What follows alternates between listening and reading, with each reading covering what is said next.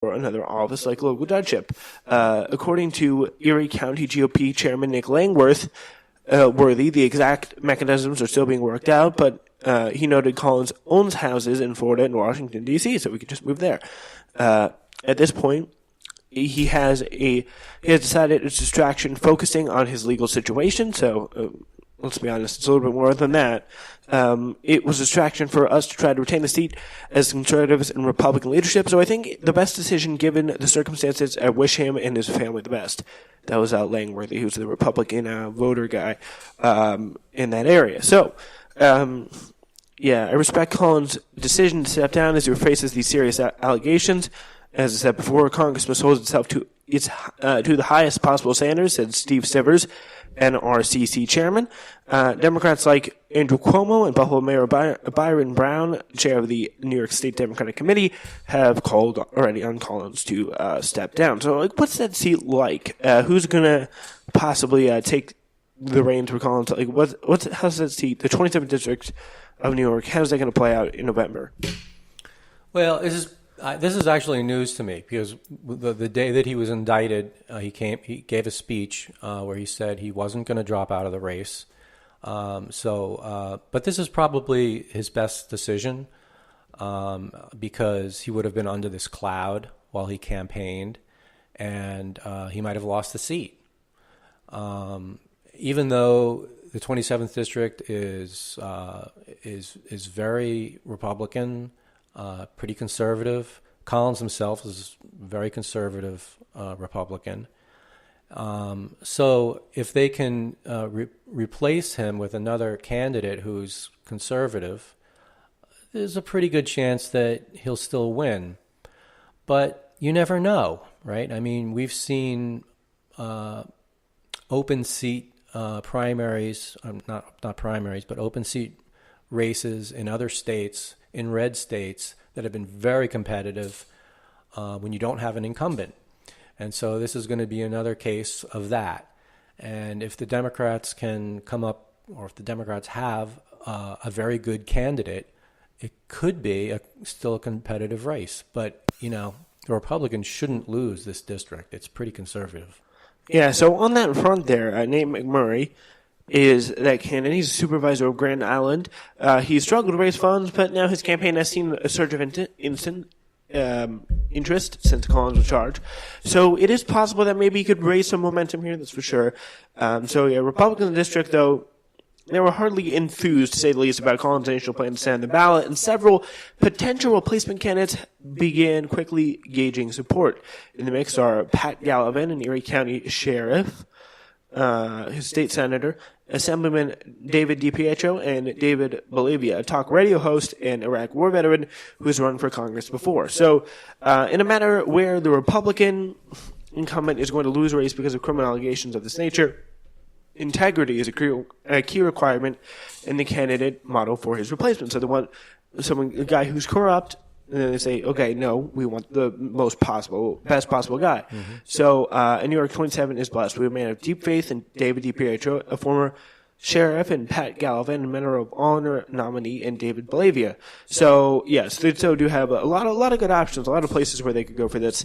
And what appears to be not too much of a strong Democratic candidate. So, yeah, McMurray said he would like to see Collins resign his seat outright, and faulted GOP leaders who are about to select a new candidate for sticking by Collins, whose relationship with the Innate Immunotherapies, which is the company, was subject of House ethics inquiries long before the criminal charges were filed. So, yeah, that's very interesting there, that whole situation, as it is very, very much quite outstanding.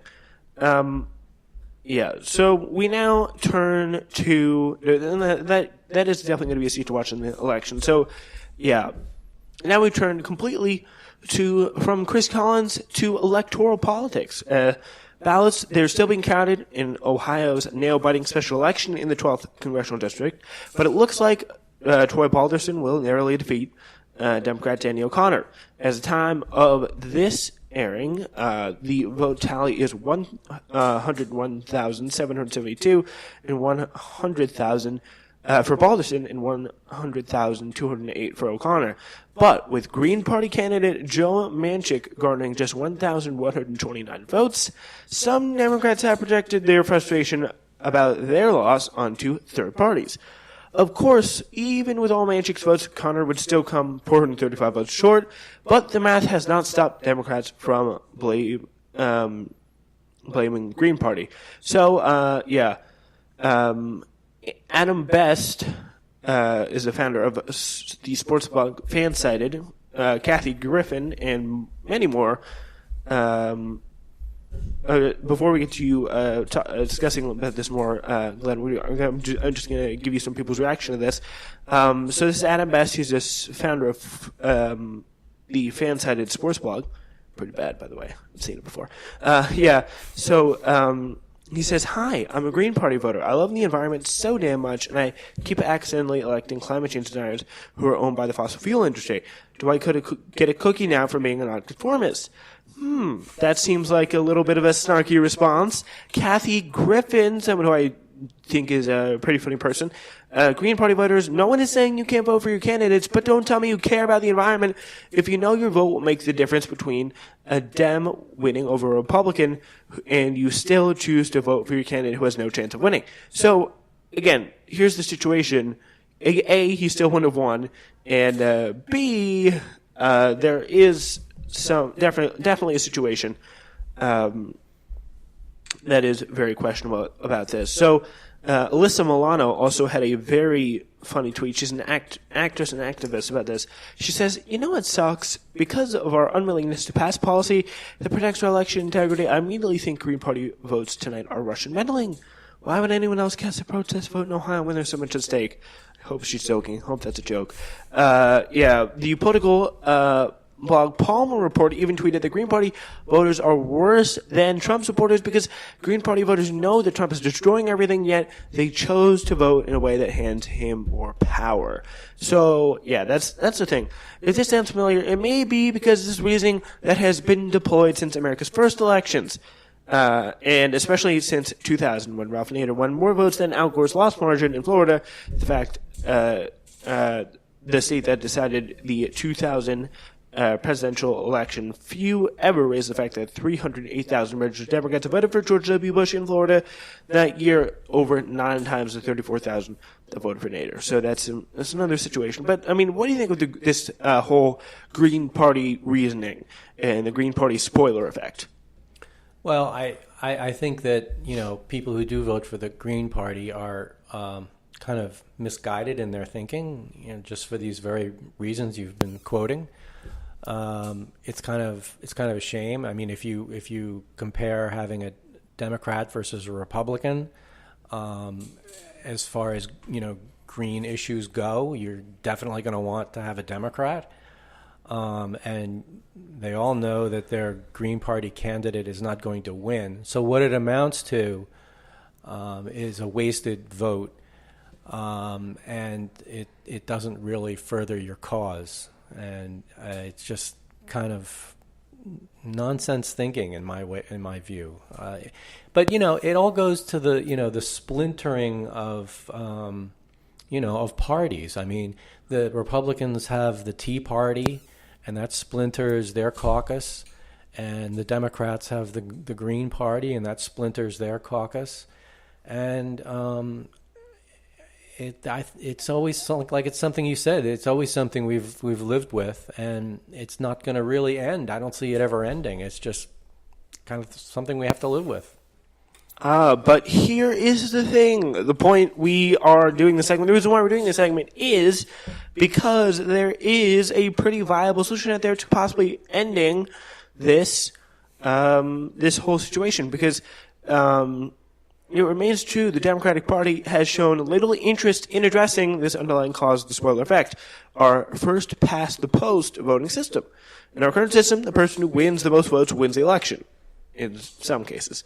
As a result, if the third party candidate who is ideologically similar to one of the main two parties enters a race, but maybe not as ideologically straight and narrow down the Democratic side, like this, Danny O'Connor, he was not a really strong Democrat by any stretch, And this guy, Joe Manchin, he was definitely a little bit out there. He was a little kind of a crazy, loony old man, but he did have some pretty strong Democratic positions that personally I would have supported. I agree with more of his positions over Danny O'Connor's positions. So there is a situation of this person who could possibly split a vote, causing the less popular platform to carry the day. However, in a ranked choice voting system, voters rank the candidates in order of their personal preference. If none of the parties get to 50% of the vote, the least popular candidate is stricken, and their votes are allocated according to the second choice of the voter. Meaning, if Stein voters had ranked Clinton second on their ballots, the votes cast by Stein voters would have gone to Clinton once it became clear that Stein would have finished last. So what do you think about that situation? I think it's a good idea. It's just a matter of how you get those rules passed. That would have to be a referendum, I guess, probably statewide, or probably not district-wide, but statewide, for how elections are carried out. I mean, other states have kind of novel systems, like California and I believe San Francisco Washington uses ranked choice voting already. They have like a top two, like Jungle in the primary. It's like the top two candidates. They could both be of the same party, and they were the ones that would face off in November. So it's all a matter of getting enough agreement statewide to make these changes, and it's doubtful that Republicans would agree to this.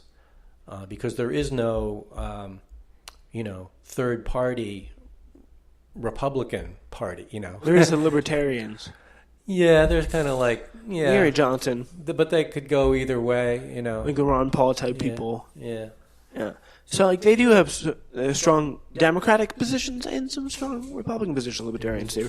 Berkeley, California, Cambridge, Minneapolis, Oakland, Portland, just the entirety of Maine, San Francisco, San Leandro, California, Santa Fe, Mexico, and St. Paul, Minnesota are among some of the places who use currently ranked choice voting to decide their elections, which is pretty cool stuff. So in 2017, however, a group of House Democrats led by Virginia Representative Don Bayer introduced this H.R. 3057, the Fair Representation Act, which would require every congressional district in America to use ranked choice voting.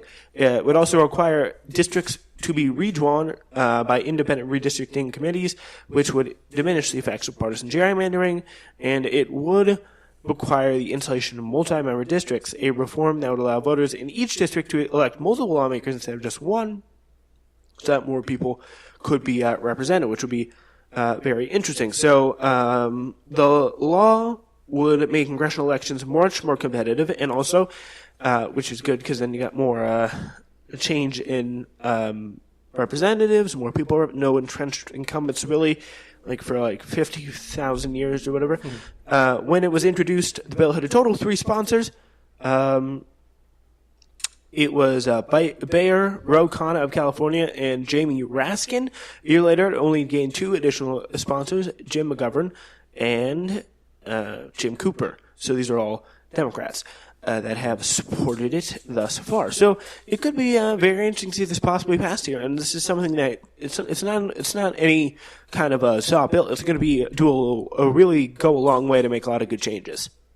Yeah, I think it's a good idea, but there's a lot of good ideas out there that Republicans don't like because being in the minority, they have to protect their party, and this is one way they can do it, by voting down these kinds of ideas.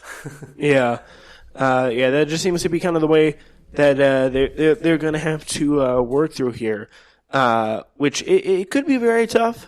But it's a fight that's definitely, in my opinion, worth pursuing, just to say the least.